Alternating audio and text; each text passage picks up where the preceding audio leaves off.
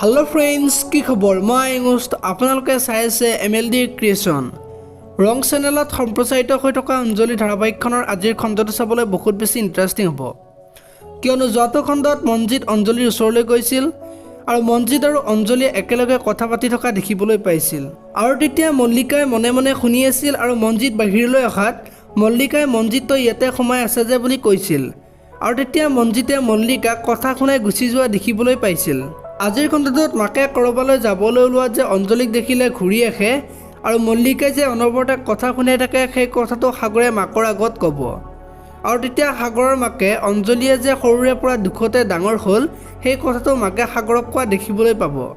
আৰু আজিৰ খণ্ডটোত সাগৰ আৰু মাকে অঞ্জলিৰ কথা পাতি থাকিব আৰু সেইখিনি সময়তে মৌচুমী আহিব আৰু মৌচুমীয়ে অঞ্জলিৰ কথাখিনি শুনি দুখ কৰা দেখিবলৈ পাব আনফালে অঞ্জলিয়ে বাহিৰত খোজকাঢ়ি থাকিব আৰু সেইখিনি সময়তে মাক কৰবালৈ যাবলৈ ওলাব